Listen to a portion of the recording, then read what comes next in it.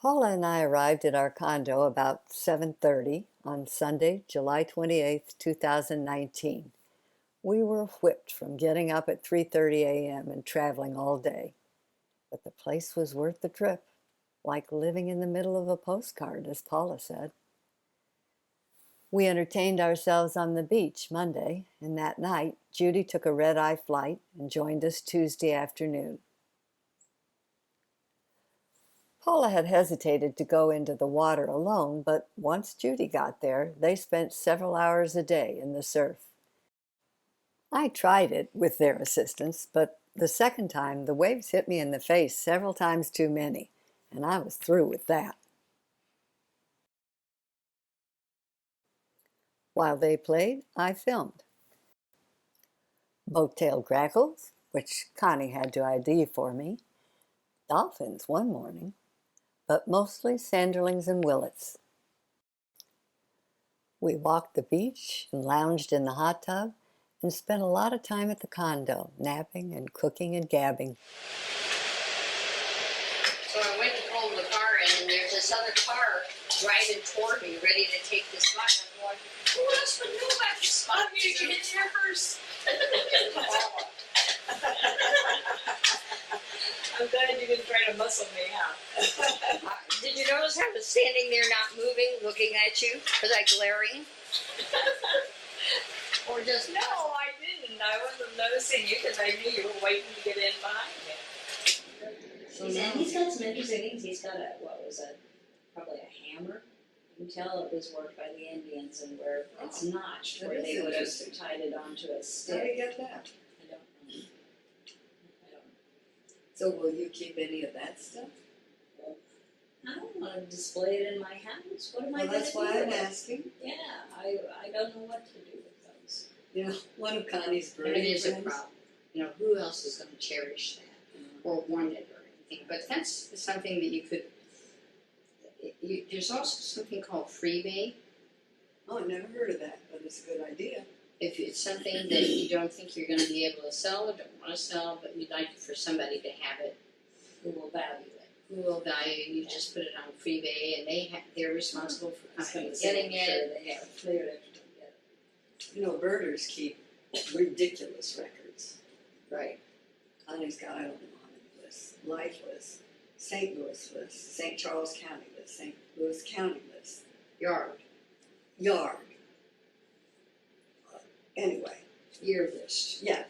So one of his birding friends is just like Connie, and he was talking about his lists one day, and his wife said, "You know, when you die, I'm just throwing all this shit out." Sounds real respectful. He says, I'm going to outlive you then. In fact, your demise may be coming up next week. So we've laughed about that often, and he said, "I know you're going to throw all that shit out when I die." Yeah. Well, yeah, that's kind of how I felt when I threw all Tom's rocks out behind that boat. And then he found them and loved them. And he found them. It was the most wonderful. He was telling everybody about it. The most wonderful treasure trove, and I'm like, busted. It didn't do any good to tell him. I was telling Joe about this, Judy. It didn't do any good to Yeah, tell you him. did tell me. But then, after you told him, it didn't matter. It was still a treasure trove. It just He didn't just sink forgot. in. He didn't. Either he just didn't get it that I was telling him I put him there, or he didn't believe me. I don't know. But it was still a wonderful treasure trove. He would go out daily and pick up rocks and bring them back in. So I didn't have to worry about having it. Oh, yeah. Found out. It was great to have something that entertained him at a point in his life, and Yes. that wasn't easy. Baby, lock the door and turn the lights down low. With some music on that's soft and slow.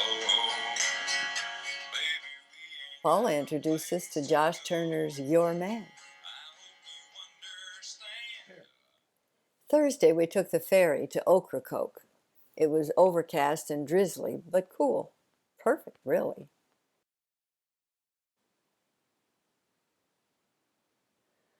We got there in time for an early lunch at the Jolly Roger, where the brown pelicans were the main attraction.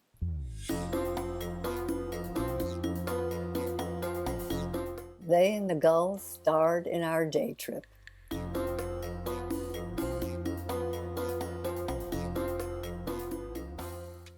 After lunch, we stopped by the lighthouse. Then Judy and Paula explored some shops while I napped in the car. They found a quilling card of a heron that Judy secretly bought for Paula, and I liked it enough to go online and buy several more quilling cards. As we waited for the ferry back to Hatteras, Paula tossed popcorn out the rear window of the car while I filmed on her phone. Turns out that gulls like popcorn. A lot.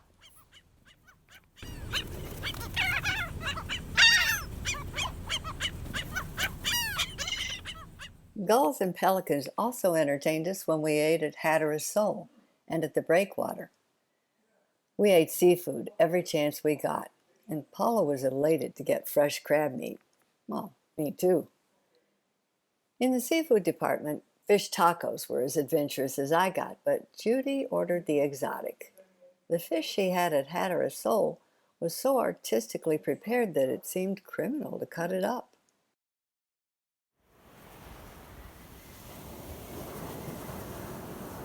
But the highlight of the trip wasn't pelicans, gulls, or seafood after all. It was the baby turtles we saw scrambling toward the ocean on the second to last evening.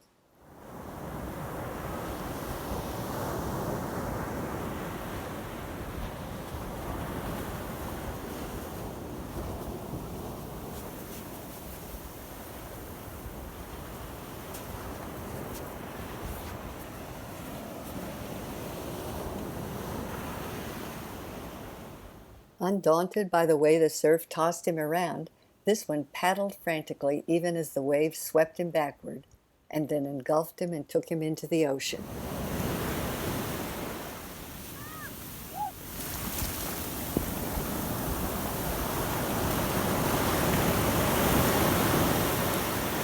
It's gone. The next night, our last night together, wasn't as exciting, but it did offer one of the most memorable sunsets we'd ever seen. Paula insisted on pictures with the sea oats behind us to prove we'd really been to Hatteras.